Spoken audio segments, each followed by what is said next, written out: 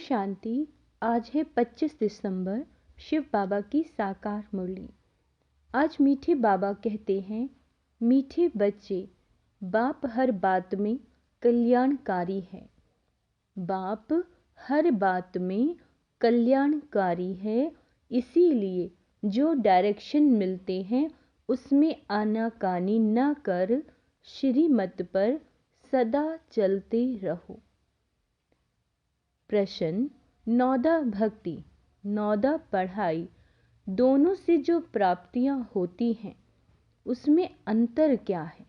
उत्तर, नौदा भक्ति से सिर्फ साक्षात्कार होता है। जैसे श्री कृष्ण के भक्त होंगे तो उन्हें श्री कृष्ण का साक्षात्कार होगा, रास आदि करेंगे, लेकिन वे कोई बैकुंठपुरी व श्री कृष्णपुरी में नहीं जाते।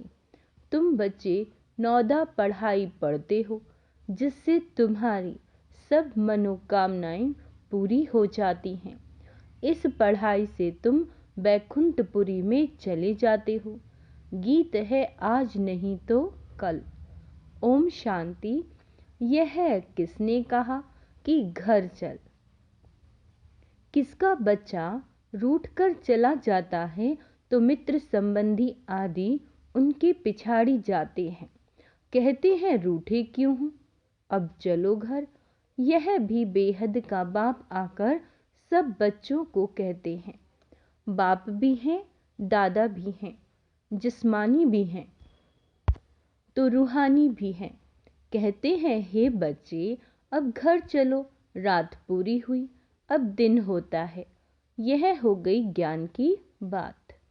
ब्रह्मा की रात, ब्रह्मा का दिन, यह किसने समझाया? बाप बैठ ब्रह्मा कुमार कुमारियों को समझाते हैं। आधा कल्प है रात, अर्थात पतित रावण राज्य अथवा भ्रष्टाचारी राज्य, क्योंकि असुरी मत पर चलते हैं। अब तुम श्रीमत पर हो। श्रीमत भी है इनकॉग्निटो, तुम जानते हो। बाबा कहते, हम जानते हैं। बाप खुद आते हैं, उनका रूप अलग है। शिव बाबा का रावण का रूप अलग है। उनको 5 विकारी रूपी विकारी रावण कहा जाता है। अभी रावण राज्य बाबा कहते हैं खल्लास होगा, फिर ईश्वरीय राज्य होगा। राम राज्य कहते हैं ना, सीता के राम को नहीं जपते। माला में राम राम जपते हैं ना, वह परमात्मा को याद करते हैं जो सर्व का सद्गति दाता है, उनको ही जपते रहते हैं। राम माना गॉड। माला जब जपते हैं तो कभी कोई व्यक्ति को याद नहीं करेंगे, उनकी बुद्धि में दूसरा कोई आएगा ही नहीं। तो अब बाप समझाते हैं, रात पूरी हुई। यह है कर्म क्षेत्र, स्टेज, जहां हम आत्माएं शरीर धारण कर पार्ट बजाती हैं। 84 जन्मों का पार्ट बजाना है, फिर उसमें वर्ण भी दिखाते हैं, क्योंकि 84 जन्मों का हिसाब भी चाहिए ना। किस किस जन्म में, किस कुल में, किस वर्ण में आते हैं, इसीलिए ही विराट रूप भी दिखाया है। पहले पहले है ब्राह्मण, सिर्फ सतयुगी सूर्यवंशी में 84 जन्म हो न सके। ब्राह्मण कुल में भी 84 जन्म नहीं होते। 84 जन्म तो भिन्न भिन्न नाम रूप देश काल में होते हैं। सतयुग सतु प्रधान से फिर कलयुग तमो प्रधान में जरूर आना है, उनका भी टाइम दिया जाता है। मनुष्य 84 जन्म कैसे लेते हैं, यह भी बाबा कहते हैं समझने की बात है। मनुष्य तो समझ नहीं सकते, तभी तो बाप कहते हैं तुम अपने जन्मों को नहीं जानते हो, मैं बतलाता हूँ। बाप समझते हैं ड्रामा अनुसार सब भूलना जरूर है। अभी यह संगम युग है। दुनिया तो कहती है कलयुग अभी छोटा बच्चा है। इसको कहा जाता है अज्ञान, घोर अंधियारा। जैसे ड्रामा के एक्टर्स को मालूम होता है कि अभी नाटक पूरा होने में 10 मिनट हैं। यह भी चैतन्य ड्रामा है। यह कब पूरा होता है मनुष्य नहीं जानते। मनुष्य तो घोर अंधियारे में है। बाप कहते हैं गुरु गोसाई वेद शास्त्र जप तप आदि से मैं नहीं मिलता। यह है भक्ति मार्ग की सामग्री। मैं तो अपने समय पर आता हूँ जब रात से दिन बनाना है अथवा अनेक धर्मों का विनाश कर एक धर्म की स्थापना करनी है। जब सृष्टि चक्र पूरा हो तब तो मैं स्वर्ग की स्थापना करूं। झट बादशाही शुरू होती है। तुम जानते हो हम फिर कोई राजाओं के पास जन्म लेते हैं। फिर आहिस्ते आहिस्ते नई दुनिया बन जाती है। बाबा क्या कह रहे हैं? आहिस्ते आहिस्ते नई दुनिया बन जाती है। सब कुछ नया बनाना पड़ता है। बाबा ने समझाया है आत्मा में पढ़ाई के संस्कार व कर्म करने के संस्कार रहते हैं। अब तुम बच्चों को आत्म अभिमानी बनना चाहिए। मनुष्य है सब देह अभिमानी। जब आत्म अभिमानी बने तब परमात्मा को याद कर सके। पहले पहले है आत्म अभिमानी बनने की बात। कहते भी सब हैं कि हम जीव आत्मा हैं। यह भी कहते हैं आत्मा अविनाशी है। यह शरीर विनाशी है। आत्मा एक शरीर छोड़कर दूसरा लेती है। इतना भी कहते हैं परंतु इस पर चलते नहीं। बाबा कहते हैं अभी तुम जानते हो आत्मा निराकारी दुनिया से आती है। उसमें अविनाशी पाठ भरा हुआ है। यह बाप बैठ समझाते हैं। पुनर्जन्म लेते हैं। ड्रामा तो हूबहू रिपीट होता है। फिर क्राइस्ट आदि सबको आना पड़ेगा। अपने अपने समय पर आकर धर्म स्थापन करते हैं। तुम्हारा अभी ये है संगम युगी ब्राह्मणों का धर्म। वह है पुजारी ब्राह्मण। तुम हो पूज्य। तुम कभी पूजा नहीं करेंगे। मनुष्य तो पूजा करेंगे। तो बाप समझाते हैं ये कितनी बड़ी पढ़ाई है। कितनी धारणा करनी पड़ती है। विस्तार से धारणा करने में नंबर वार है। नटशेल में तो समझते हैं। बाबा रचता और यह उनकी रचना है। अच्छा यह तो समझते हो ना बाप है। बाप को सब भक्त याद करते हैं। भक्त भी हैं बच्चे भी हैं। भक्त बाबा कह पुकारते हैं। अगर भक्त भगवान है तो फिर बाबा कह किसको पुकारते हैं? यह भी समझते नहीं। अपने को भगवान समझ बैठ जाते हैं। बाबा कहते हैं ड्रामा अनुसार जब ऐसी हालत हो जाती है भारत बिल्कुल ही लास्ट खाते में चला जाता है तब बाप आते हैं। भारत जब पुराना हो तब फिर नया बने। नया भारत जब था तो और कोई धर्म नहीं था। उसको स्वर्ग कहा जाता है। अभी पुराना भारत है। इसको नर्क कहेंगे। वहां पूज्य थे अब पुजारी हैं। बाबा कहते पूज्य और पुजारी का फर्क तो बता दिया है। हम आत्मा सो पूज्य फिर हम आत्मा सो पुजारी।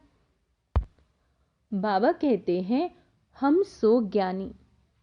हम सो ज्ञानी तू आत्मा। हम आत्मा पुजारी तू आत्मा। आप ही पूज्य आप ही पुजारी। भगवान को नहीं कहेंगे लक्ष्मी नारायण को कहेंगे तो ये बुद्धि में आना चाहिए कि वह कैसे पूज्य और फिर पुजारी बनते हैं।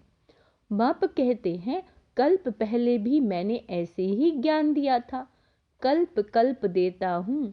मैं आता ही हूँ कल्प के संगम युग पर। मेरा नाम ही पतित पावन है।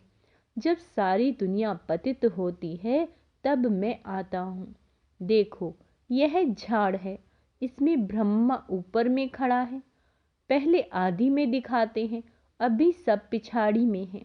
जैसे ब्रह्मा पिछाड़ी में प्रत्यक्ष हुआ है वैसे वह भी पिछाड़ी में आएंगे।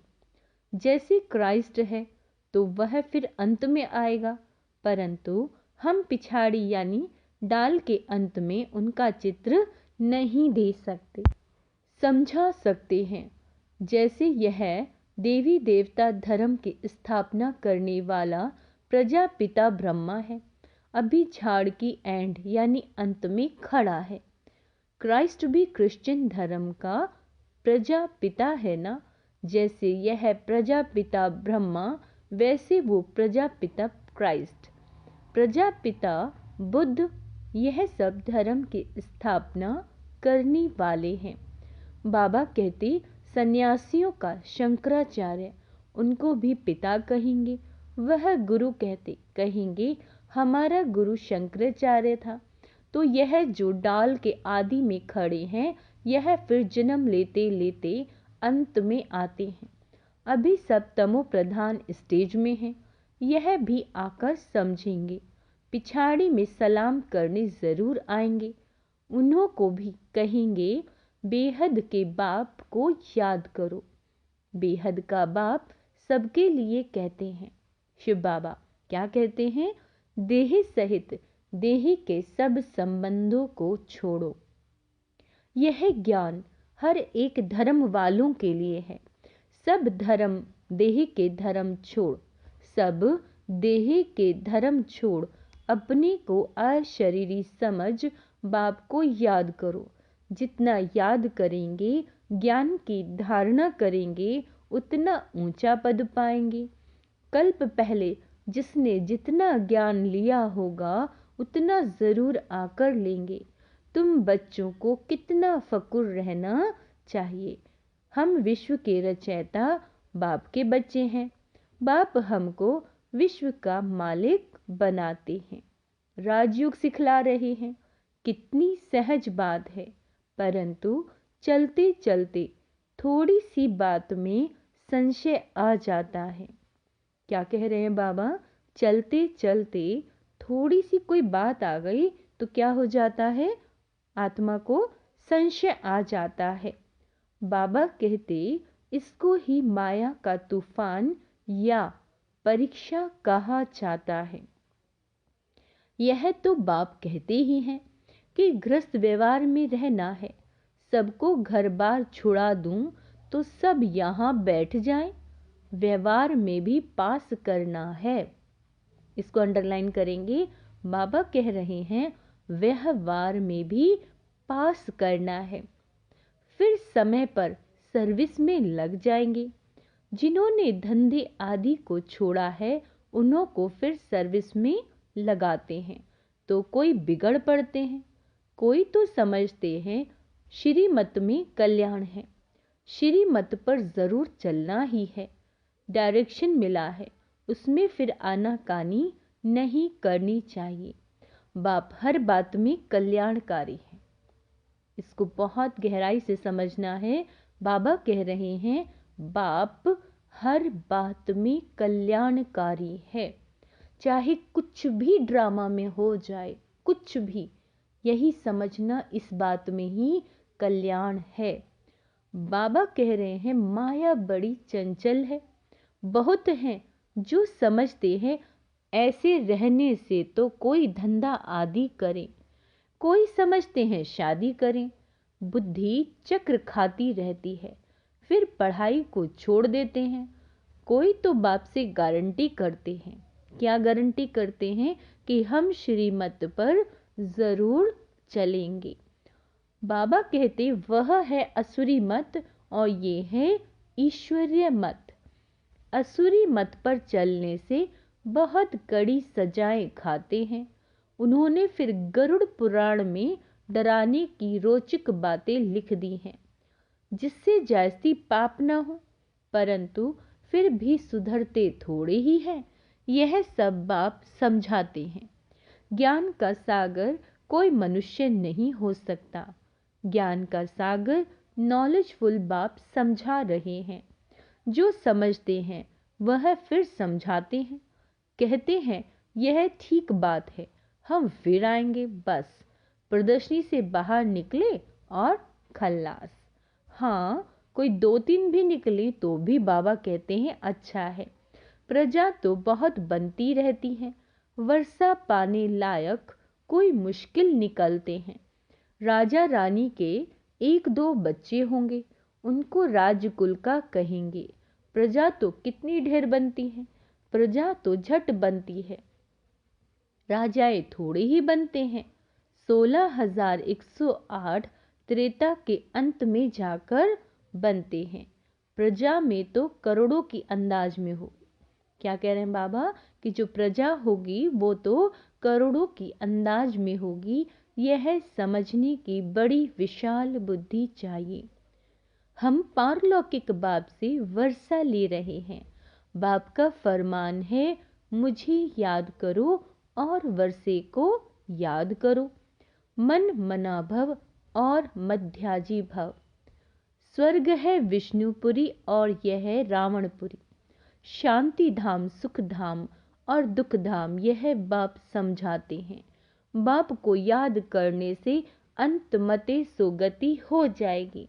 भक्ति मार्ग में समझो श्री कृष्ण को याद करते हैं, परंतु ऐसे नहीं कि श्री कृष्णपुरी में पहुंच जाएंगे।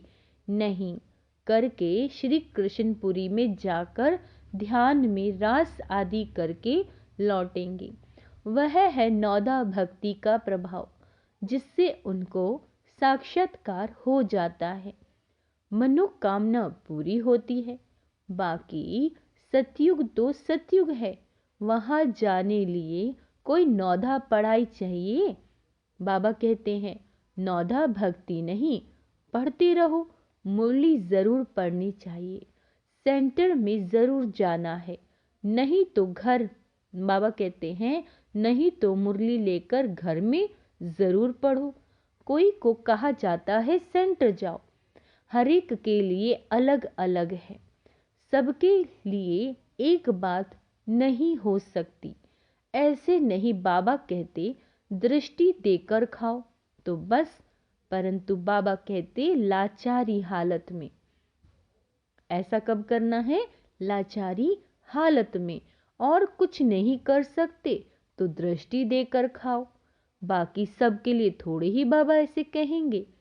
जैसे बाबा कोई को कहते हैं बाइस्कोप में भले जाओ। क्या कह रहे हैं बाबा कि बाइस्कोप में भले जाओ, परंतु यह सबके लिए नहीं है।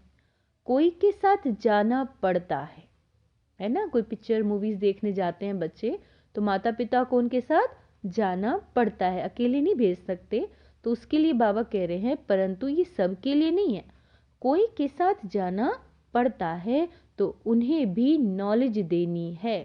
यह हद का नाटक है, यह बेहद का नाटक है, तो सर्विस करनी पड़े। ऐसे नहीं सिर्फ देखने के लिए जाना है, शमशान में भी जाकर सर्विस करना है। अच्छा, मीठे मीठे सिक्के लदे बच्चों प्रति माता पिता का याद प्यार और गुड मॉर्निंग। रूहानी बाप की रूहानी बच्चों को नमस्ते। हम रूहानी बच्चों की रूहानी बाप दादा को याद प्यार, गुड मॉर्निंग, नमस्ते मीठे बाबा, शुक्राना बाबा, शुक्राना। धारणा के लिए मुख्य सार, बाप की हर बात में कल्याण है। क्या कह रहे हैं बाबा? बाप की हर बात में कल्याण है, यह समझ निश्चय बुद्धि होकर चलना है। कभी भी संशय में नहीं आना, श्रीमत को यथार्थ रीति समझना है। किसको? श्रीमत को। दूसरा पॉइंट है आत्म अभिमानी रहने का अभ्यास करना है। ड्रामा में हर एक्टर का अपना अनादि पार्ट है, इसीलिए साक्षी हो देखने का अभ्यास करना है। दूसरी आत्माओं का जो पार्ट है उसे साक्षी होकर देखना है। दूसरे के पार्ट को देखकर क्या क्यों के क्वेश्चंस नहीं चलने चाहिए। वरदान है सदा सेफ्टी की लकीर के अंदर, सदा सेफ्टी की लकीर के अंदर परमात्म छत्र छाया का अनुभव करने वाले माया जीत भव। बाप और आप, क्या कह रहे हैं बाबा? बाप और आप, यही सेफ्टी की लकीर है। यह लकीर ही परमात्म छत्र छाया है। जो इस छत्र छाया की लकीर के अंदर हैं, उनके पास माया आने की हिम्मत भी नहीं रख सकती। फिर मेहनत क्या होती है, रुकावट क्या होती है, विघ्न क्या होता है, इन शब्दों से अविद्या हो जाएगी। सदा सेफ रहेंगे, बाप के दिल में समाये रहेंगे। यही सबसे सहज और तीव्र गति में जाने का और माया जीत बनने का पुरुषार्थ है। स्लोगन है, दिव्य गुणों के सर्व अलंकारों से सजे सजाए रहो तो अहंकार आ नहीं सकता। यानी बाबा कह रहे हैं, मीठे बच्चे, दैवी गुणों को धारण करो तो अहंकार, जिसमें गुण कौन सा है, एक नम्रता का गुण है ना, निर्माण चित्त का गुण अगर हम धारण करें तो अहंकार आ नहीं सकता।